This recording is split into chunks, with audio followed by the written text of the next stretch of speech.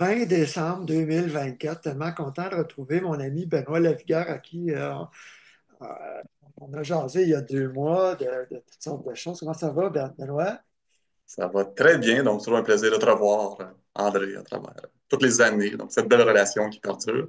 Ça va bien, donc je viens de terminer mon premier automne, pas de chantier, qui fait une grosse différence dans ma vie, là, justement, en ayant fini les projets d'Oasis et puis en étant maintenant formateur, consultant.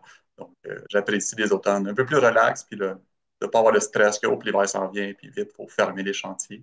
Euh, ouais, fait que bien occupé, puis là, je rentre dans un autre sphère de ma vie qui est justement de OK, comment on entretient, comment on s'assure que les bâtiments durables qu'on a créés, tu sais, les bâtiments des Oasis, qui est quand même 24 chambres, tu sais, c'est 18 000 pieds carrés en tout. Oui. Comment faire pour qu'ils soient bien entretenus, bien gérés, que là, c'est quelqu'un d'autre qui s'en occupe.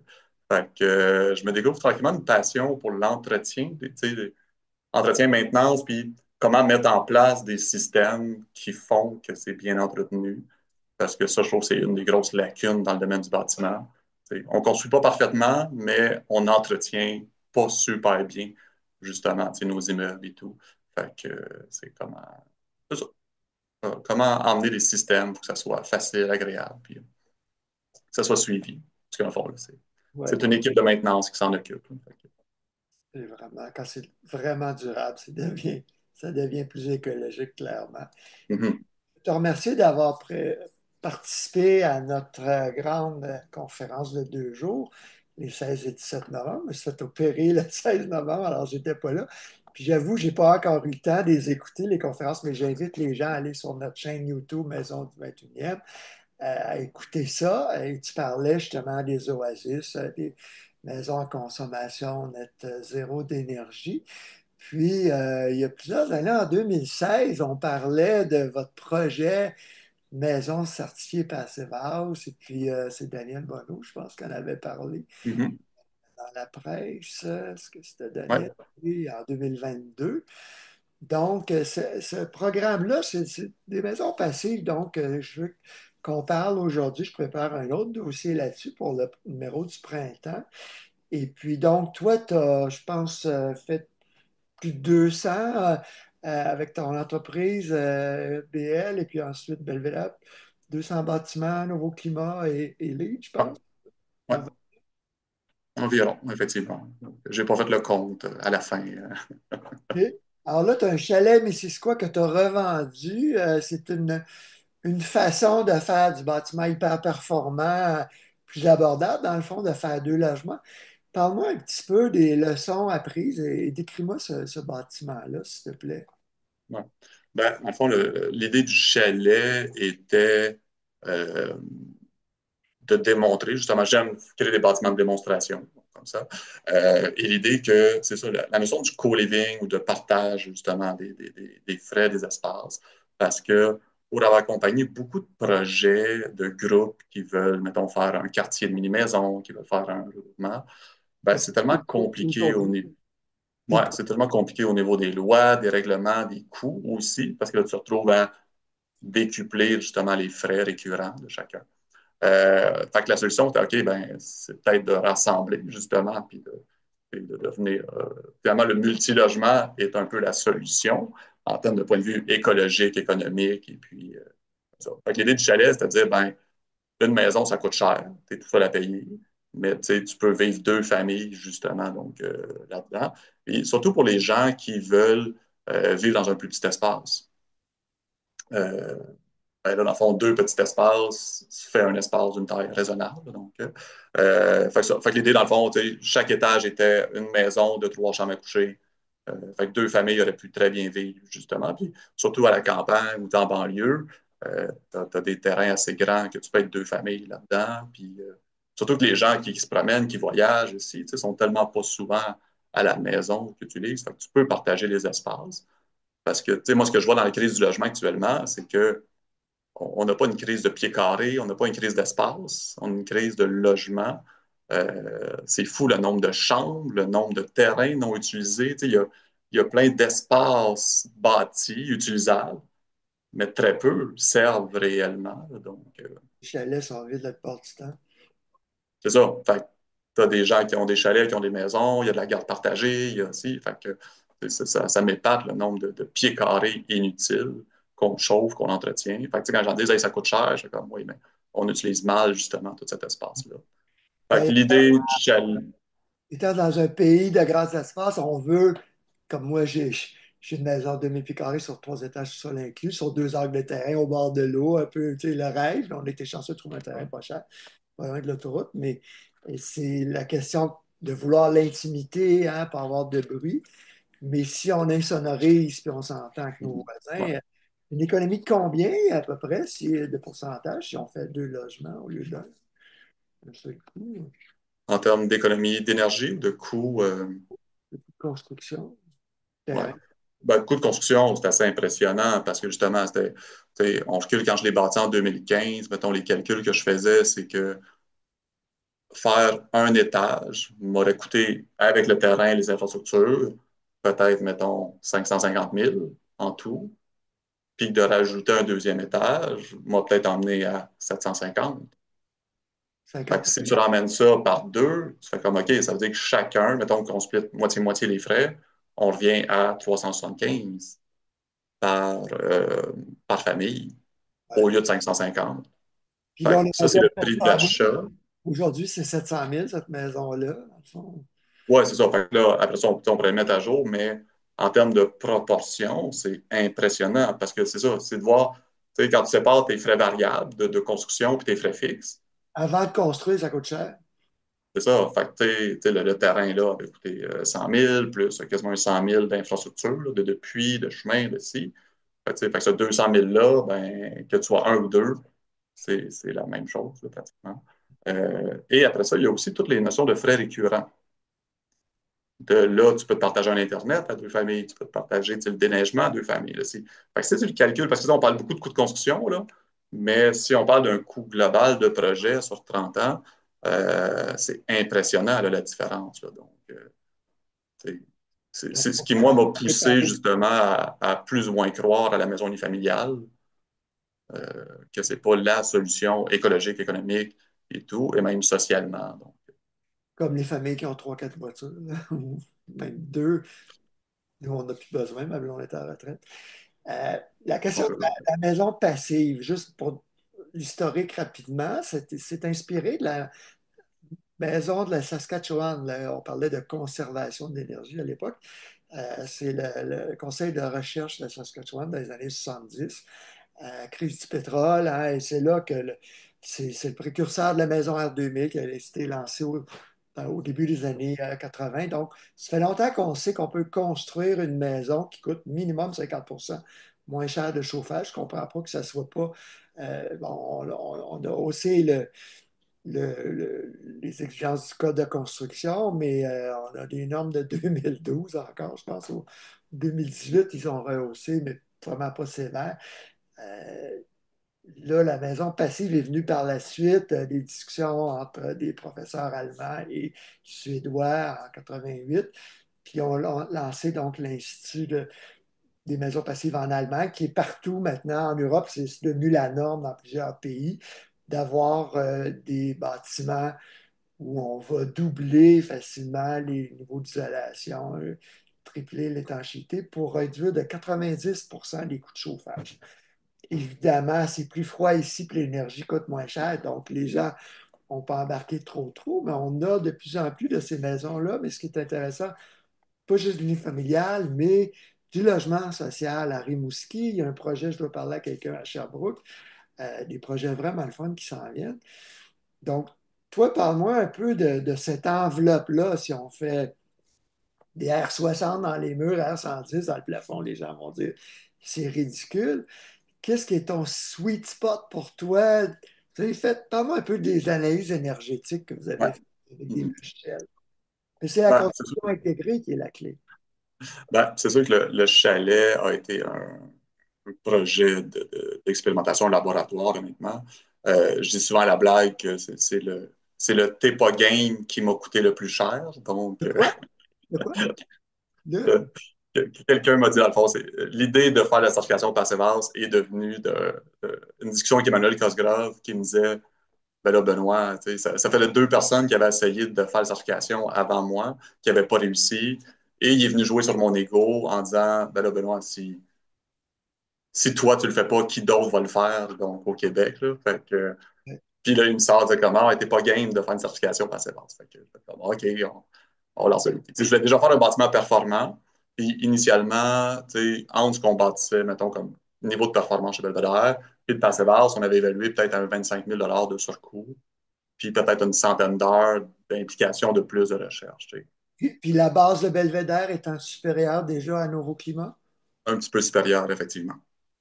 et donc Donc, 25 000 de plus. ouais. Ça, c'était la théorie de base. Ça fait 10 ans, 25 000 de Ouais, plus. c'est ça. Fait que ça, c'est quand j'ai dit oui, euh, en ayant compilé un peu les informations, les factures, on se ramassait plus avec un 60 000 de surcoût d'un bâtiment déjà performant. Là. Donc, par rapport. Ça fait parce Et que c'est excessivement sévère, les critères allemands, dont les échangeurs d'air, entre autres. Ils n'aiment pas les échangeurs d'air, ni les fenêtres, puis le fabricant en Amérique du Nord. c'est ça. Fait que, d'acheter un échangeur d'air qui vient d'Allemagne, que finalement personne ne voulait installer ici, parce que c'est moi qui ai dû installer le système de ventilation. Donc, je suis devenu un spécialiste de ventilation parce que personne d'autre voulait s'en occuper. Les fenêtres qui viennent d'Irlande, euh, qu'après ça, on n'avait plus de service à la clientèle, que là, la compagnie semble fermée, en tout cas. C'est Moi, quoi c'est ça. Fait que non, moi, c'est l'échangeur d'air? Dis-moi, c'est quoi la différence? Il y a des critères d'insonorisation sévères, entre autres. euh, c'est la façon que la machine est conçue. Donc, que le noyau, dans le fond, est certifié passe base parce que le noyau récupérateur récupère 93 de l'énergie. Mais c'est Donc, pas moins 20, ça? Ouais. ouais. Euh, c'est ça. Fait que, on est vraiment, tu sais, le Passivhaus, moi, je considère ça souvent comme, c'est un peu comme monter des montagnes. Ça, c'est comme si on avait voulu graver l'Everest, tu sais. Mais l'Everest, tu peux pas dire, ah, c'est 8 000 mètres d'altitude. Fait que c'est comme monter 8 fois une montagne de 1 000 mètres. Non, Toujours de plus en plus difficile en altitude. c'est ça. Fait que chaque pointe que tu augmentes, c'est de plus en plus exigeant. Fait que c'est sûr que moi, je conseille à personne d'aller dans le passif, le passif basse. Puis surtout, la certification nous emmenait beaucoup de contraintes. Puis on faisait partie des précurseurs. C'était nouveau. On cherchait l'information. Déjà, le Passive House US qui est sorti, dans le fond. Fait que aux États-Unis, ils ont créé comme une certification parallèle parce qu'il y avait trop de défis avec la certification allemande. S'applique à l'Amérique du Nord, au contexte Ouais. nord-américain. Donc, on était obligé d'ajouter du gaz propane dans la certification, dans le bâtiment, parce que c'est ça, la certification allemande, dans le fond, pénalise l'utilisation de l'électricité. Oui, parce que c'est pas de l'hydroélectricité en Europe. C'est Ouais. ça. C'est ça. Parce que c'est vrai qu'en Europe, c'est mieux d'utiliser le gaz que l'électricité, puisque l'électricité est faite soit au nucléaire ou au charbon. Alors, c'est un autre contexte. C'est pour ça qu'on a une cuisinière au gaz et chauffe au gaz également. Euh, mais c'est Donc, tu ça. as quand même Puis, appliqué toutes les exigences allemandes, mais tu n'as pas eu la certification. non, à la fin, ben, dans le fond, l'agence qui nous accompagnait pour la certification, elle a fermé en cours de route. Fait que quand on a voulu finir le dossier, en tout cas, puis là, maintenant, ça fait comme mort. Puis, Ok. je veux dire, j'ai pas besoin du papier. Là, donc, mais Ouais. c'est ça, mais ça a demandé beaucoup de travail. Puis, tu sais, un des points importants aussi qu'on ne réalise pas, mais tu te retrouves avec un R60 dans les murs, ça fait quand même des murs de 2 pieds et plus. Ok. Donc, globalement, tu viens grossir aussi la taille de ton bâtiment. Tu sais, parce que nous, on avait déjà bien optimisé les espaces. Fait que, on avait 1080 pieds carrés, mettons, de superficie brute, là, en incluant les murs normaux d'un pied. Mais là, en allant à 2 pieds, ben là, il a fallu grossir notre revêtement. Fait que c'est plus de toiture, plus de fondation, plus de revêtement extérieur aussi. Fait que, tu sais, c'est là que les gens font souvent l'erreur de Ah, c'est juste l'isolant, ça coûte pas cher. Mais non, ton isolant, il faut qu'elle tienne. Ouais. Puis là, c'était le soufflage de fenêtres qui deviennent super épais. En tout cas, fait, tous les autres coûts collatéraux qu'on n'évalue pas. Il y a le Euh, carbone aussi qui t'intéresse beaucoup. Tu as fait ouais, la première maison carbone zéro. ouais. Puis le chalet était le deuxième bâtiment justement carboneutre. Puis ça a été le fun parce que, tu sais, on s'est retrouvés à cause surtout le gaz. propane qu'on rajoutait, mais au lieu de 1 100 $ de crédit carbone que ça aurait coûté, on est monté à 1 700 $ de crédit carbone. Fallait payer une fois. Donc, il a fallu acheter 600 pièces de crédit carbone de plus. Puis, tu sais, Ouais, 600, ça n'a pas l'air énorme, mais c'est 50% de plus ouais. parce qu'on utilise justement du gaz propane au lieu de l'hydroélectricité, juste pour la cuisinière et le chauffe-eau, là. Ah, Fait- puis les matériaux, même s'ils sont écologiques, ça consomme, ça pollue de les fabriquer. Oui, c'est ça. Parce que tu sais, de mettre R60 dans un toit, quand tu montes à R70, ben ce R10-là, il ne fait plus une grosse différence. Mais là, tu montes à R80, 90, tu sais, on a mis R110 dans le plafond. Donc, ça fait que d'un point de vue écologique, c'est pas un avantage d'aller là. Puis, il faut juste comprendre le contexte. Tu sais. En Allemagne, l'énergie coûte 36-40 cents du kilowattheure. Donc, tu sais, 6 fois plus cher qu'ici. Et elle est produite au charbon et au nucléaire. Et il en manque. Oui, ils Donc, ont c'est fermé un les autre centrales monde. nucléaires. Ils ont fermé les centrales nucléaires, puis là, ils n'ont pas de gaz allemand. Ça va mal en Europe, ouais, quand on fait ces choix-là. Ouais. Ouais. Donc, fait que c'est là que la réalité, il faut la comprendre, de dire, ben, nous, ici au Québec, oui, c'est important de sauver l'énergie, mais c'est pas. On sauve de l'hydroélectricité. Tu sais. C'est sûr que oui, chaque fois qu'on sauve 1 kWh, c'est 1 kWh qui peut être vendu aux États-Unis au lieu de le produire tu sais, au charbon. Mais c'est ça, d'aller dans ces enveloppes-là, c'est illogique. On est mieux on est mieux d'aller mettre cet isolant-là dans des vieilles maisons. Tu sais. Ouais. Fait que, tu sais, je crois encore aux bâtiments performants, mais plus j'avance dans mes calculs, mes réflexions, plus je me rapproche maintenant que le sweet spot serait nouveau climat. Et même pas nécessairement plus. Ouais, pas beaucoup. Parce, Parce que R2000, c'est juste un peu mieux. ouais. Il a fait. Mais c'est ça, c'est pas. Tu sais, pour moi, il y a deux facteurs qui viennent influencer. Euh, L'évolution du climat. Tu sais, j'ai un client ingénieur, justement, qui se bâtit à Eastman, puis qui me sortait les grilles de besoins de chauffage prévus des 30 prochaines années. Ça dit, Donc, ce qu'on appelle les degrés jours. Là. Donc, tu sais, ouais, fait que nous, dans la région de l'Estrie, on est à 4500 actuellement. Et c'est prévu qu'en 2050, en tout cas 2045, on sera à 3000 degrés jour. incroyable. Donc, c'est le climat de New York. Wow. Fait que là, lui-même me disait, ça vaut-il la peine de mettre plus d'isolation? Tu sais, On voit c'est quelque déjà, chose qui se fait sur 30 ans. Dans 30 ans, je n'aurai plus autant besoin. ça fait 2 ans qu'on le voit, là, nos hivers, au mois d'octobre, novembre, décembre, janvier même. On Mhm. a- on n'a pas commencé ce qu'il faut encore, là, on est en raquette. Vous, vous êtes sur le gazon d'un canton de l'Est. Moi, je pose de la neige aplatie, je vois des roches partout dans le bois, là, je suis en raquette. Effectivement, c'est un pensée-y bien, ouais. Parce que, tu sais, dans le fond, on va le voir que les besoins de climatisation vont augmenter. Bon, c'est sûr que tu sais, les frais de climatisation, c'est pas énorme, là. Mais c'est ça, fait que le coût de chauffage, tu sais, les gens disent, ah, l'énergie va monter, mais, tu sais, fait que ça. Mais c'est drôle, hier, je parlais à Richard Price de Construction Le Tournesol. On fait un zoom demain sur la maison passive. Puis lui, il me dit, c'est le défi dans la maison passive. C'est pas le chauffage, c'est la clim. Parce que la surchauffe, on commence à avoir le climat de Toronto, là, des étés de plus en plus chauds. Et c'est encore la remise en question des fenêtres surdimensionnées, puis l'ombrage, les masses thermiques. Il dit que c'est plus difficile de prévenir la surchauffe dans les maisons passives que Ouais. Tu vois, les... moi, j'ai trop poussé la climatisation passive, puis tu sais, de bien doser, mais c'est sûr que tu sais, les gens veulent beaucoup de vitrage, fait que ça, il faut contrôler les abus. Euh, mais plus ça va, plus j'ai de difficulté à dire aux gens, ah oui, vous pouvez vous passer de climatisation.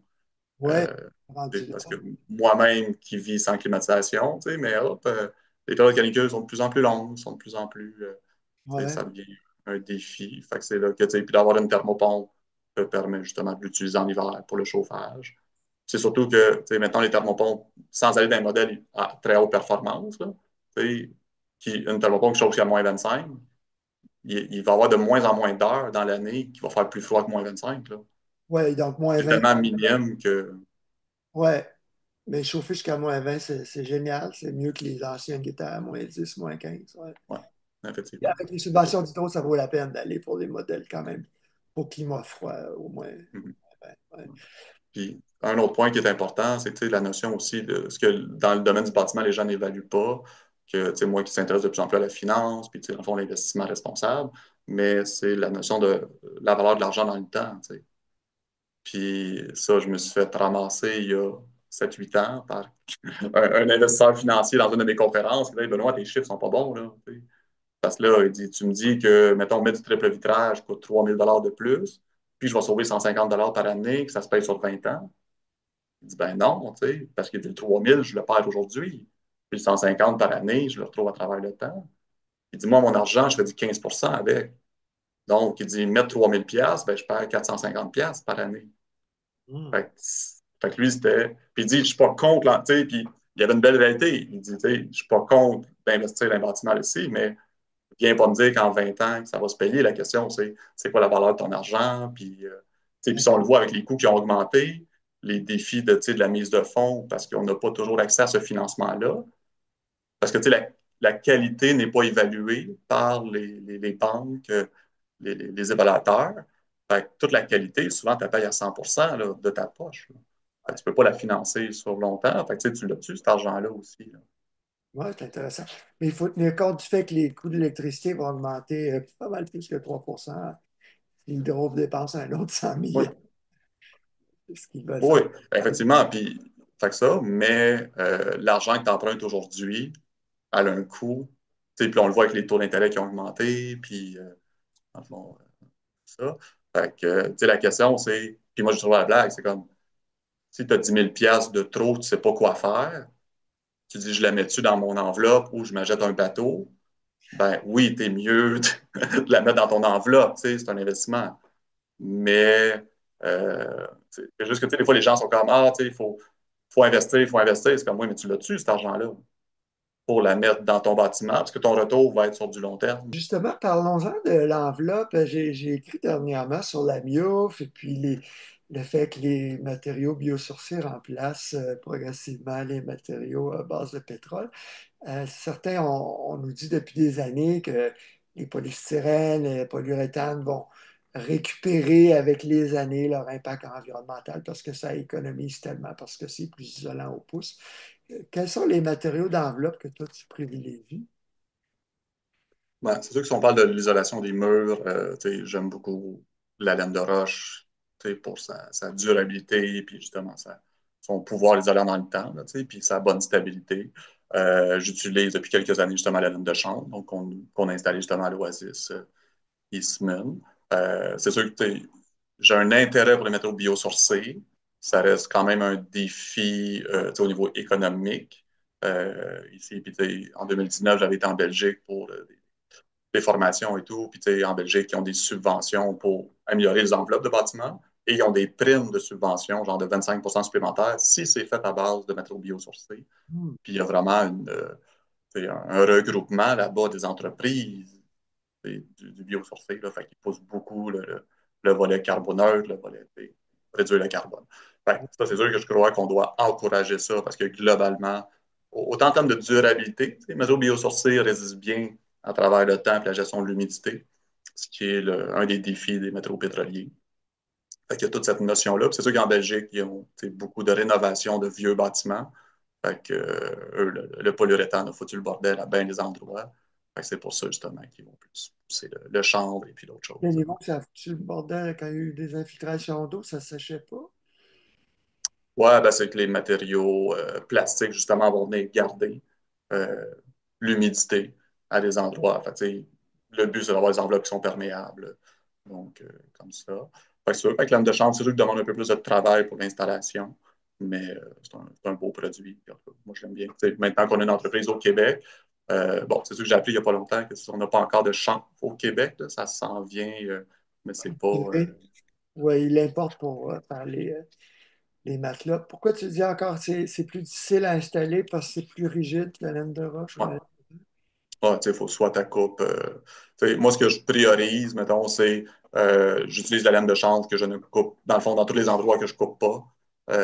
Puis toutes Ouais. mes coupes, je les fais avec la laine de roche, justement. Là, parce que sinon, il faut quasiment que ta coupe au Banksy ou ta coupe Hmm. tellement que Puis à c'est très riche. ouais. Puis à l'extérieur, mets-tu l'Eco 4 fabriqué au Québec, le panneau de fibre Ouais. de. Oui. Ben, j'aime beaucoup les coupes 4. Euh, Les le panneaux défi sont qu'on là. a, ouais, qui est de la fibre de bois, justement, sur un pouce et demi. Euh, c'est sûr qu'encore, il revient un peu plus cher que un panneau, mettons, un R4 traditionnel. Donc, comme ça. Euh, le défi qu'on a, mettons, avec Nouveau Climat qui nous demande un R6 pour bloquer les ponts thermiques, ben, ça serait le fun d'avoir un panneau R6. Là, donc, parce que, là, il nous manque comme toujours un petit R2 qu'il faut soit rajouter à l'intérieur, ou en tout cas qui nous demande une autre étape.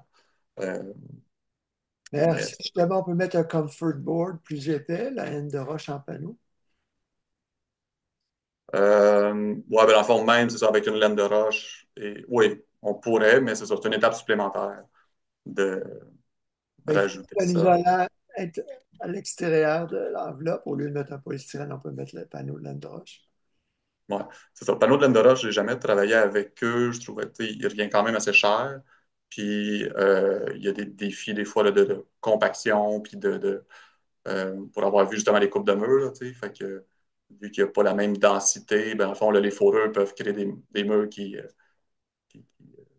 Ouais. varient un petit peu, là. Fait que, Je sais qu'Emmanuel Cosgrove avait utilisé ça hein, pour sa maison ouais, Edelweiss, qui était maison passive aussi, super épaisse. Puis là, il y avait des longues vis parce que c'était super épais. c'est le défi de les faire performance, c'est qu'à un moment donné, ça devient tellement compliqué de faire tenir tes isolants, euh, puis tout ce qui vient autour. Tu sais, c'est facile à dessiner, là, une coupe de mur, c'est comme, OK, je mettais l'épaisseur, mais après ça, OK, comment je m'arrange pour que ça Ouais, tienne? Fait que, tu sais, toute cette notion-là avec tu sais, de la main-d'œuvre qui coûte cher au Québec, puis un peu partout, mais tu sais, OK, chaque heure de travail de plus, tu sais, tu peux pas juste calculer le coût du matériel, là, c'est qu'est-ce que ça m'implique, puis qu'est-ce que je vais faire comme modification à mon bâtiment, à ma structure pour, le plus souvent, si quelqu'un veut un nouveau climat un peu mieux, donc tu mettrais, résume les matériaux, si on parle du gypse.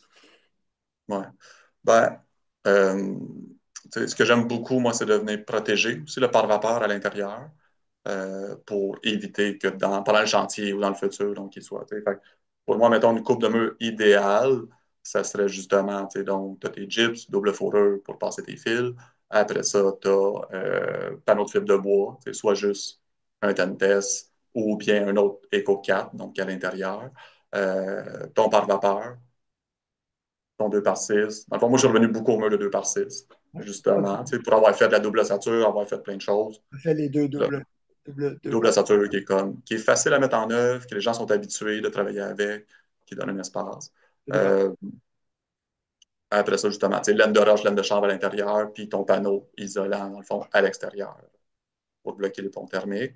Donc, Sinon, tu peux mettre tes deux panneaux c'est ça. isolants à l'extérieur. Donc, la solution à l'exigence de bris thermique à R6, ça serait un Tentes en dedans et l'éco-4 dehors. Ouais, parce que ça t'en prendrait même deux Tentes à l'intérieur, puisque le Tentes va donner 1,3. 1,5, là, donc de valeur R. Ouais, Fait qu'il t'en manque un petit peu comme ok. ça. Moi, j'ai Ou ça bien dans sinon, mes murs. J'ai trois Tentes dans mes murs hmm, dessinés ouais, par. C'est ça. Hmm. ouais, c'est ça. Puis dans le fond, ce qui est le fun de mettre, mettons, tu sais, deux membranes à l'intérieur, c'est que tu en poses une, tu mets ton pare-vapeur, puis tu mets l'autre par-dessus. Tu sais. Fait que là, ton pare-vapeur, il est vraiment pris en sandwich. Qu'est-ce que ça Euh, veut dire deux membranes? ben, dans le fond, deux panneaux. Donc, tu mets ton premier panneau de carton-film, ton pare-vapeur, et après ça, ton deuxième panneau de carton-film. Fait que là, tu sais, personne ne voit ton pare-vapeur. Puis c'est sûr que sur un panneau rigide, il est plus facile à venir sceller quand tu as des perforations aussi, là. Fait que, Ouais, effectivement. comme ça. Mais sinon, c'est sûr qu'on pourrait mettre tous les panneaux isolants à l'extérieur. Euh, c'est sûr qu'à ce moment-là, il faut juste s'assurer d'avoir les fixations suffisantes en termes d'épaisseur. Fait que là, on se retrouve avec soit des cloueuses de 5 pouces. Fait que là, c'est d'autres machines nécessaires pour venir faire et tenir tout cet isolant-là. Là, par la Ouais, suite. c'est là que l'éco-4 est très pratique. Il faut que tu mettes un panneau de toute façon. Puis là, tu n'as pas besoin d'avoir un OSB, là. Non, parce qu'en fond, l'éco-carte fait le contreventement. Tu sais, fait, c'est ça. C'est vraiment intéressant. C'est ça. Il manque juste un R. Tu sais, si on avait un éco 6, ça viendrait régler justement plusieurs. Mais là, c'est parce qu'on tombe dans les panneaux européens comme Steco qui sont très épais, très dispendieux, hein. Ouais. C'est ça. En tout cas, on l'a demandé, mais donc éventuellement, ça va peut-être venir, mais c'est ça, c'est de créer la demande, de créer la. Donc, Dans le fond, parce que dans le fond, chaque fois que tu rajoutes une étape, c'est du travail. Tu sais. Fait que de poser un panneau R6 ou R4, c'est juste ton coût de matériel, OK, mais ta main-d'œuvre, elle est la même. Tu sais. Fait que c'est ça aussi que moi j'ai réalisé à force de comparer des coupes de mur et de globalement sur un chantier. OK, c'est tout ce temps-là qui est important. fait que c'est une solution de mettre les deux tests à l'intérieur. C'est plus rapide de travailler en dedans aussi qu'avec les échelles. Il pourrait être à l'extérieur. Donc, quelqu'un qui aurait déjà une cloueuse de 5 pouces pourrait travailler justement tout de l'extérieur. Souvent, je vais le faire en deux étapes parce que justement, les entrepreneurs ne veulent pas s'équiper d'une machine supplémentaire. Fait que l'on le met en deux sections. OK. Mais c'est ça, il n'y a pas de solution miracle. Mais c'est ça, mettez pas. Pour moi, les coupes de mur, je ne vois pas plus que nouveau climat maintenant. Donc, R30 dans les murs, là, c'est suffisant Ah, avec justement les courbes de chauffage qui vont diminuer, avec des applications comme ILO, Synopé, qui te permettent de moduler aussi tes températures. Euh, juste ILO permet de réduire des fois de 30. Dans mon cas qui se promène, souvent, j'ai réduit de 40% mes besoins de chauffage, juste à cause d'une application puis des thermostats. Parce que finalement, il y a plein de jours dans l'année que je chauffe même pas. Là. ah ouais. Je maintiens mon bâtiment à 10 degrés. Et le chauffage de pointe, donc tu as des remises à ce niveau-là. Tu chauffes, Ouais. tu économises jusqu'à 40%. Ben, dans mon cas, qui se promène, qui travaille à l'extérieur, mais quand on dit qu'il y a beaucoup de pieds carrés qui ne servent pas, qu'on Souvent, tu chauffe, chauffes carrément pas parce que t'es pas là. ouais, c'est ça. Puis même moi, c'est programmé. C'est comme, OK, tel matin, je sais que je pars, le chauffage descend à 10 degrés. Puis l'avantage de pouvoir le contrôler à distance, c'est que je le faisais avant d'avoir ça, mais là, quand tu reviens et il fait 10, ben, t'en as pour un 3 4 heures, est-ce qu'il fait fret, là, tu sais. Fait que mais là, au moins, tu peux le partir d'avance. Fait que tu le sais, OK, hey, je m'en reviens, je vais être là à telle heure, je repars le chauffage. Fait que tu n'as pas l'inconfort, tu n'as juste pas chauffé pendant toutes ces heures-là. Fait que c'est pour ça que de mieux gérer l'énergie, puis de diminuer justement, oui, pendant les pointes, parce que ça a été créé pour réduire les pointes, euh, mais en plus, c'est que ça sert tout l'hiver, là, dans le fond, là, toute l'année. Là. Fait que, C'est pratique, mais as-tu mesuré les micro-ondes émises par tes thermostats intelligents puis ton compteur? Est-ce que tu t'es protégé de ça? ben, on s'assure justement des mettre à des endroits justement loin des chambres. Et puis, c'est sûr que beaucoup de systèmes vont utiliser le Zigbee au lieu du Wi-Fi, donc qui consomme moins, mais on est rendu à l'étape de tester effectivement. Zigbee, c'est Wi-Fi. C'est en termes de fréquence, le compteur d'hydro, il y a deux antennes. La première, c'est comme un téléphone sans fil, 900 quelques mégahertz. La deuxième, qui n'était pas activée, qui est activée maintenant avec ILO, c'est du 2,4 gigahertz, comme un four à micro-ondes, comme le Wi-Fi. C'est la même fréquence, puis on le sait que c'est pas bon pour la santé. Puis c'est à ce niveau-là qu'il faut mesurer. Si c'est comme un routeur à l'autre bout de la maison, quand on mesure, ça peut être correct, mais c'est ça, c'est les chambres et les bureaux, il faut mesurer l'exposition plus de 4 heures par jour et par nuit qui est vraiment Hmm. important. As-tu mesuré chez vous? Pas encore, dans le fond. C'est Fait que les prochaines étapes qu'on veut t'as- faire cet hiver, puis on Ouais. a installé certains systèmes à l'Oasis qu'on veut mesurer également en situation réelle. C'est sûr qu'on on continue de chercher aussi des solutions filables. Euh, Ouais, parce qu'on peut- qu'Hydro puis Hilo, puis les deux tarifs, là, même sans Hilo, il faut absolument avoir le compteur intelligent. Donc, il faut le blinder. Il y a des fils pour les hautes fréquences transitoires. Mais je t'invite à appeler Stéphane Belinski, notre ami québécois. Oh, c'est le défi, effectivement, entre la maison saine et la maison plus performante. OK, il y a Oui, plein de gadgets qui sortent, mais c'est ça.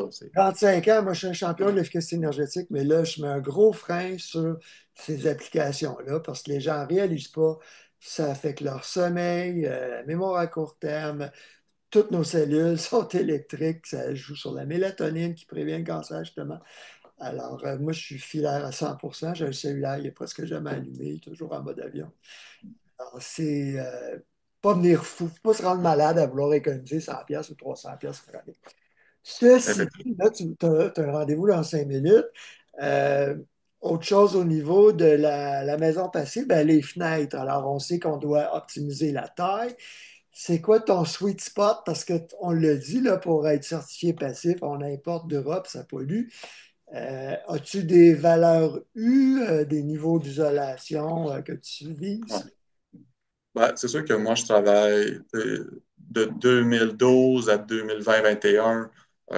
Tous les bâtiments que je faisais étaient en triple vitrage, donc triple vitrage Québec. Là, donc, c'est sûr qu'avec la pandémie, la hausse des coûts, euh, le verre a quand même beaucoup augmenté. Là, un triple verre coûtait peut-être 3 000, puis là, il est peut-être plus rendu à 5 000, mettons, pour une maison moyenne.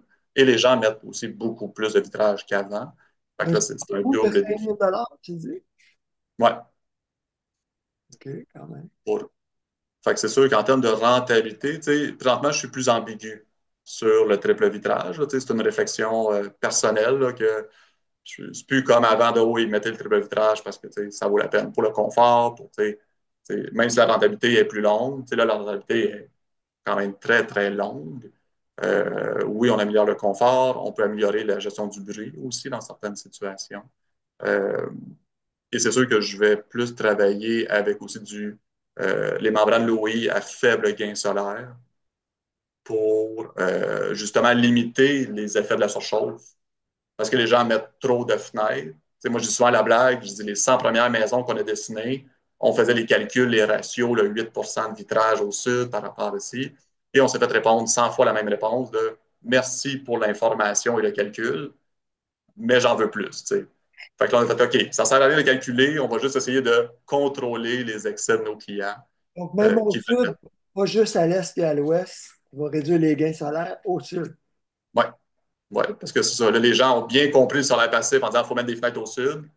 Ils n'ont juste pas compris de combien il faut en mettre. Fait que on en met trop. Puis, tu sais, de la surchauffe, tu peux en avoir 12 mois par année. Là. Tu sais, c'est pas juste l'été, c'est pas juste un calicule. Là. C'est, quand le soleil sort, il est généreux puis il en donne. Là. Oui, en hiver, ils surchauffent les maisons solaires Ouais. passives. Dans le con. Donc, c'est ça. Fait que puis, en termes de commandes, ça venait aussi simplifier. Là, au lieu d'avoir des fenêtres avec haut gain solaire, l'autre faible gain solaire ici. Fait que de Selon cette l'orientation. supervision-là, c'est comme, OK, faible gain solaire partout, ce qui donne une fenêtre qui est plus isolante, entre guillemets, qui donne R1 de plus qu'un haut gain solaire. Parce que, tu sais, en hiver, ben, tu as quand même 20 heures de noirceur, 4 heures de soleil en moyenne dans tes fenêtres. Là. Donc, fait que pendant 20 heures, elle est plus isolante. Puis quand il y a du soleil, ben, dans le fond, elle évite les surchauffes. Oui, parce que c'est juste à partir de la fin janvier où il y a beaucoup de gains solaires, dans le fond. C'est Ouais, vrai. Parce que tu me fais réaliser que la maison qu'on a fait construire en 98, qui a maintenant plus de 25 ans, elle vieillit bien avec nos murs R29. Euh, j'ai des fenêtres de fibre de verre, donc le tu n'as pas besoin de les remplacer, même si l'inspecteur Renault Climat m'a dit c'est le temps de les changer. Il dit non, mes cadres sont très bons, ils vont être bons pour ouais, 100 ans. ouais.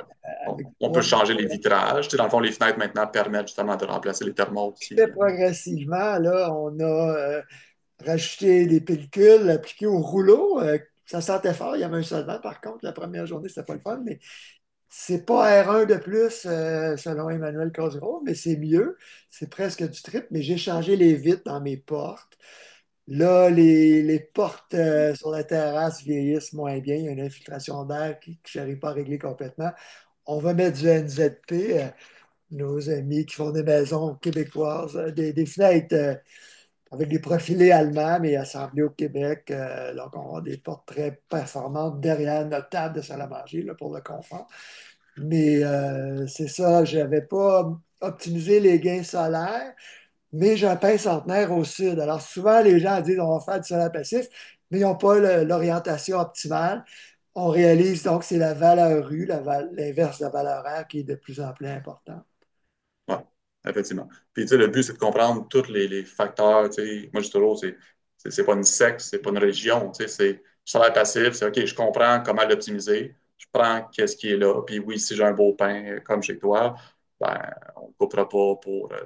Fait que, tu sais, on ne sera pas juste à 100% de la performance de telle chose. Mais tu sais, il y a plein d'autres choses qu'on va bénéficier et gagner. Ben, Benoît, je trouve ça tellement enrichissant de te parler depuis quelques années. Tu es devenu un jeune sage. avec ton expérience, les succès, les défis de vie, tu es maintenant devenu un coach, tu as travaillé beaucoup sur toi-même. Je trouve que les gens gagnent à t'embaucher comme coach via les éco-bâtisseurs. On invite les gens à aller voir ton site web. Je te remercie. Ouais, merci. Merci pour les compliments. C'est le commentaire que j'entends souvent de tu n'as pas juste aidé pour notre maison, tu as aidé pour nos finances, nous aussi, En puis plus, ouais, une notre expérience. situation dans le couple, aussi, en tout cas, parce que tout est relié dans un projet. Là. Ouais, tu es rendu quelqu'un d'indépendant aussi, alors c'est vraiment le fun. Ouais, fait que je peux accompagner des projets un peu partout au Québec, puis de toutes les sortes, de tous les styles, autant des projets domiciliaires, projets résidentiels, ça c'est vraiment intéressant. Fait que, C'est super. merci. Donc, Merci beaucoup et joyeuses fêtes et à très bientôt. joyeuse fête à toi également. À la prochaine.